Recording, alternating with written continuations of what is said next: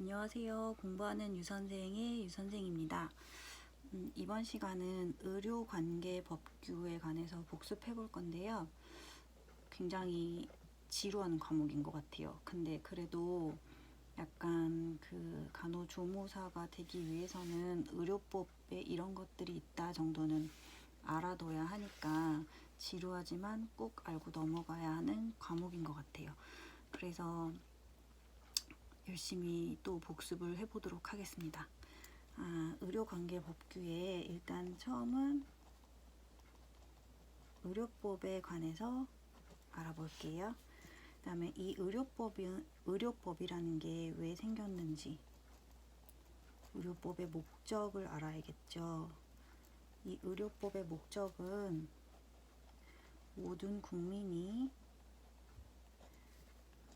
수준 높은 의료 혜택을 받을 수 있도록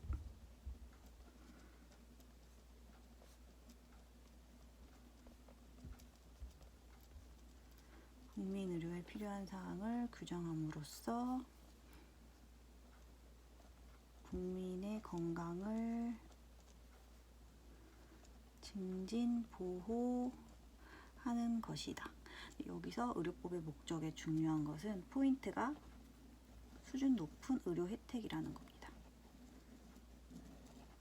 이거 강조해 주셨거든요. 그래서 일단은 의료법의 목적에서 중요한 건 수준 높은 의료 혜택을 받을 수 있도록 규정함으로써 국민의 건강을 증진, 보호한다는 거 알고 계셔야 될 것 같고요. 그 다음 중요한 거는 의료인의 정의. 의료인이란 어떤 사람들을 말하는지. 여기 의료법에서 말하는 의료인이라는 거는 보건복지부 장관의 면허를 받은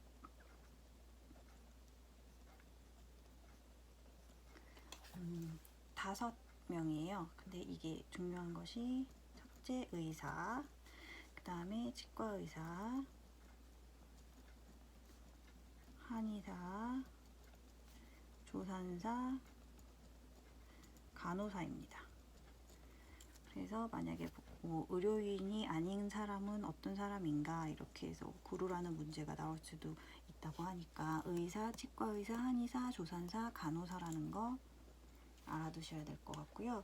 이 의사와 치과의사, 한의사, 조산사, 간호사들이 하는 일은 이제 뭐 알고는 계셔야 되니까 의사는 의료와 보건 지도를 맡고 있는 사람을 말하고요. 치과 의사는 치과 의료와 그 구강 보건 지도를 임무로 하는 사람을 말하고, 한의사는 한방 의료와 한방 보건 지도를 임무로 함을 말하고, 그 다음에 조산사는 아시다시피 조산과 임산부 신생아에 대한 보건과 양호 지도를 임무로 함을 말하고, 그 다음에 간호사가 임무가 좀 많으시더라고요. 환자의 간호 요구에 대한 관찰, 자료 수집, 판단 및 요양을 위한 간호, 그 다음에 뭐 의사, 치과의사, 한의사 지도와에 시행하는 진료를 보조하는 업무, 그 다음에 뭐 간호조무사가 수행하는 업무 보조에 대한 지도, 뭐 그 다음에 그 밖에 보건 활동, 다양한 활동을 하는 그 임무를 갖고 있다고 합니다. 이렇게 알고 계셔야 될 것 같고요. 그 다음은 의료기관이란 무엇인가? 의료관계법규에서 정하는 의료기관이란 의료와 조산업을 하는 곳을 말합니다. 그래서 여기서 나눈 그 의료기관을 어떻게 나눴는지 한번 보시면 제가 배운 거는 선생님께서 9가지로 나누셨어요. 의료기관을. 그래서 한번 볼게요. 동네에서 흔히 볼 수 있는 의원, 치과의원, 한의원. 이 3가지는 공통점이 뭐냐면 외래 환자를 대상으로 한다는 거예요. 그 다음에 조산원, 그 다음은 동네 의원보다는 조금 큰 병원을 말하겠죠. 전문 병원까지도 얘기를 하겠습니다. 그 다음에 치과병원, 그 다음에 한방병원. 이 5번, 6번, 7번에서 말하는 병원의 공통점은 입원 환자를 대상으로 한다는 거예요.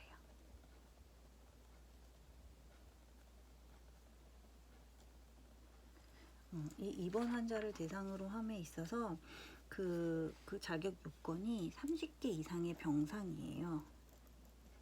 이거를 갖춰야만 병원이라는 그 이름이 붙을 수 있다고 합니다. 그 다음은 요양병원. 그 다음은 대형 종합병원을 말하고요. 상급 종합병원까지도 포함을 하겠습니다.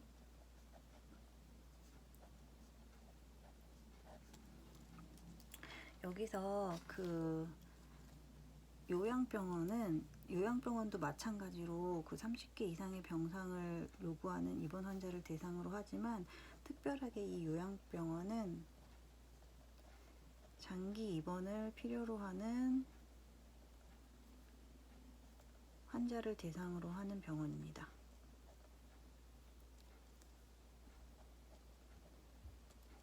그리고 다시 한번 또 그 종합병원을 나누자면 종합병원에 그 자격 요건이 있어요.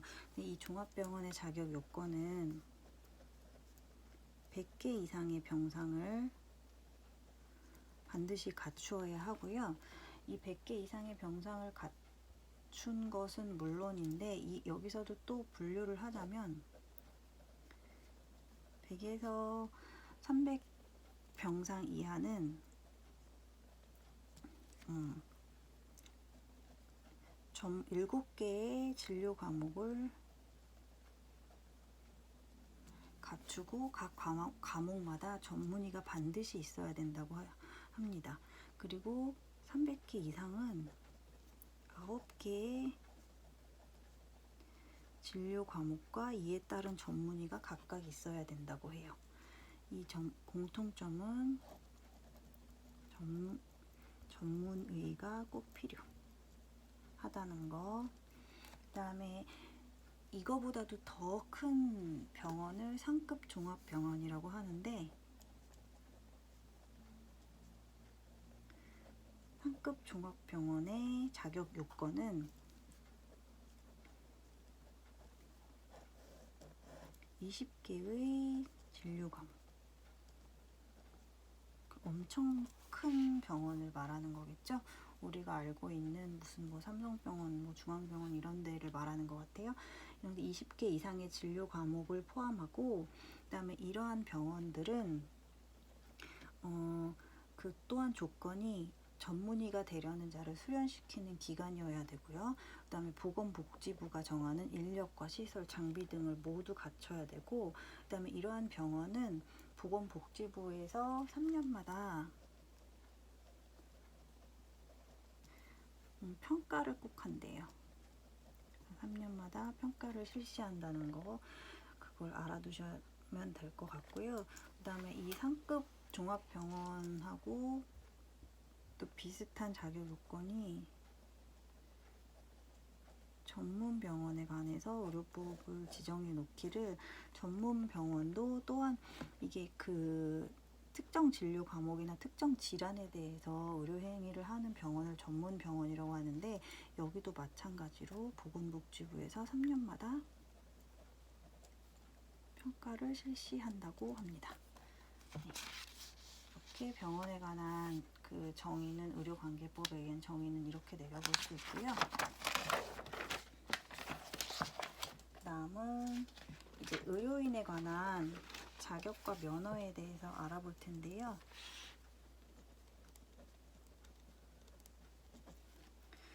지루하고 재미없는 과목이긴 하지만 뭐 객관식으로 나왔을 때 그 뜻을 알고 풀 수 있어야 하려면 그 그 내용 파악은 하고 있어야 되니까 한번 알아볼게요. 의료인의 자격과 면허. 의료인은 그 첫 번째 의료인 및 의료기관의 장애 의무가 있습니다. 그 다음에 이 의료인은 의료기관의 장애 의무뿐만 아니라 최선의 의료 서비스를 제공하기 위해 노력을 해야 되는 의무도 있어요.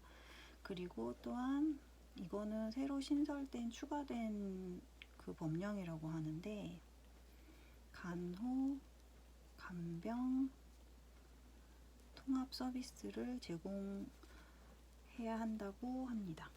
이거는 병원급 그 의료기관에서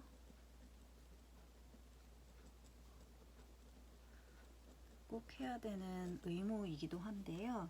간호, 간병, 통합 서비스가 뭐냐, 이건 새로 추가된 법령이니까 잘 알아두셔야 될 것 같아요. 이거는 그 입원 환자를 대상으로 보호자가 아닌 간호사, 간호조무사, 간병 지원 인력,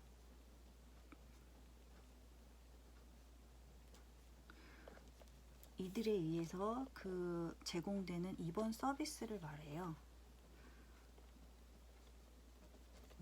여기서 그 보호자가 아닌 그 대상이 간호사, 간호조무사, 간병 지원 인력이라는 거 알아두셔야 할 것 같고요.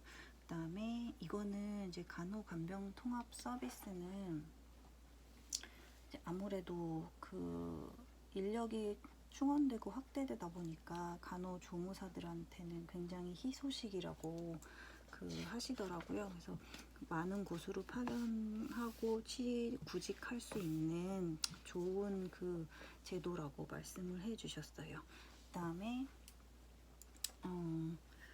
의사와 치과의사, 아까 의료인의 정의에서 말한 의사, 치과의사, 그 다음에 조산사,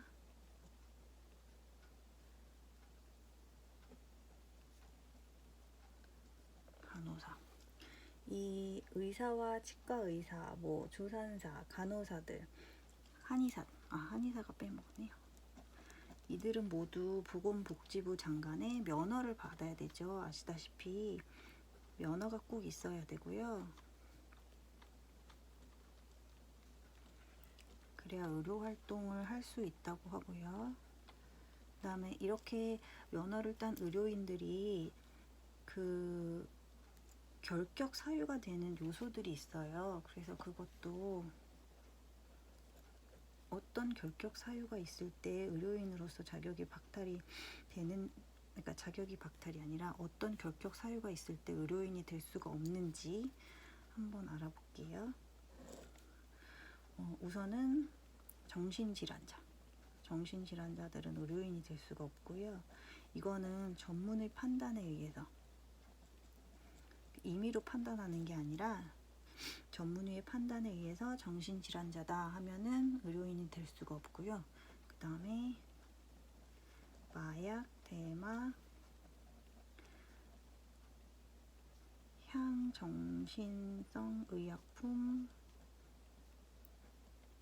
중독자요. 그 다음에 피성년 후견인, 피한정 후견인. 그 다음은 의료법 위반해서 금고 이상의 형을 선고받거나 아직 형이 집행되지 않은 상태, 아니면 집행을 받지 아니하기로 확정되지 아니한 자, 어쨌든 이렇게 이런 분들은 의료인 결격 사유가 된다고 합니다.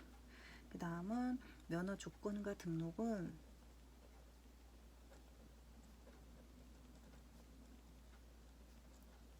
그 보건복지부 장관이 이 지역이나 뭐 이 사람한테 이 보건 의료 정책이나 시책이 이 지역에 꼭 필요하다라고 인정이 되면 3년 동안은 임의로 그 면허를 줄 수 있다고 합니다. 그런 법이 있나 봐요. 그다음에 의료 기술에 대한 보호법이 있는데요.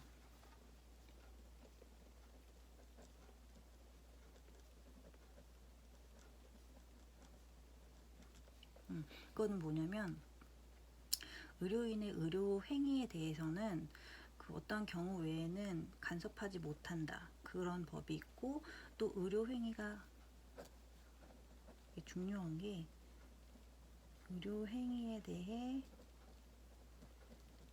간섭하지 못한다. 그리고 또 이번에 새로 신설된 법에는 의료 행위가 이루어지는 그 특정한 장소에서 의료인, 간호조무사, 의료기사, 그다음에 그 의료를 받고 있는 자, 환자를 말하겠죠. 환자를 폭행하거나 그 협박을 할 수 없다. 그게 새로운 강령으로 나왔다는데, 뉴스에도 많이 나오듯이 그렇게 그 보호를 의사나 간호사들이 이런 법이 있어서 보호를 받아야 안전하게 의료 행위를 할 수 있을 것 같아요. 그래서 아마 추가 신설이 된 것 같아요. 그리고 진료 거부 금지법이 있습니다.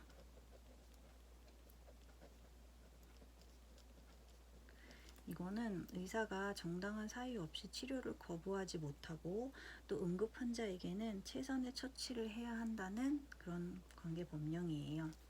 그다음에 세탁물 처리법. 이 세탁물 처리법은 뭐냐면 그 의료기관에서 나오는 그 특수한 세탁물 같은 거, 그게 의료인, 의료기관, 이렇게 내용을 써볼게요. 의료인이나 의료기관, 특별자치시장, 그다음에 특별자치도지사, 이렇게 대상이 나오는 거는 시험 문제에서 객관식으로 해서 아닌 것은 해서 나올 수 있는 문제이기 때문에 알아두셔야 될 것 같아요. 의료인, 의료기관, 특별자치시장, 특별자치도지사, 그다음에 시장, 군수, 구청장에게 신고한 자만 특별히 그 병원에서 나온 세탁물을 처리할 수 있다고 합니다. 그다음에 마지막으로 진단서. 이거는 보면은 의사, 치과의사, 한의사만 해당이 돼요. 이 세 의료인들만 진단서 교부가 가능하고요. 그 다음에 또 의사, 한의사, 조산사. 여기 치과의사는 빠졌죠. 의사, 치과의사, 한의사는 진단서가 교부 가능하고요. 의사, 한의사, 조산사는 사산 증명서, 출생, 사망, 출생과 사망, 사상, 증명서, 진단서가 아닌 증명서 교부가 가능하다고 합니다. 이 차이점이 진단서와 증명서의 차이예요. 그래서 이 진단서에는 어떠한 내용이 들어가야 되냐면, 당연히 치료 내용, 그 다음에 향후에 어떤 치료를 할 건지 소견, 그리고 꼭 필요한 거는 의료기관의 명칭, 그 다음에 의료진의 성명, 면허 자격, 자격 번호, 이런 것들이 꼭 기재가 되어야 한다고 하고요. 그 다음에 이 진단서는 발급을 만약에 한 경우에는 꼭 복사본을 갖춰둬야 하는데, 이게 그 기간이 3년이래요. 3년 동안은 진단서 교부에 대한 복사본을 꼭 갖추고 있어야 된다고 합니다. 저는 오늘 수업은 여기까지 배웠는데 굉장히 지루한 내용이지만 다 아는 내용인 것도 같고, 하지만 이게 관계 본명이 이렇다 하는 거는 알아야 앞으로 의료 행위를 함에 있어서 꼭 필요로 하는 부분이니까 어렵지만 다시 한번 이렇게 복습해 보셔야 될 것 같아요. 특히 이거 의료기관에 뭐 대상 조건이라든지 병상 수가 얼마라든가 뭐 진료 과목이 몇 개 이상이어야 된다든가 이런 내용들은 알고 넘어가셔야 될 것 같습니다. 다음 시간에 그럼 또 계속 이어갈게요. 감사합니다.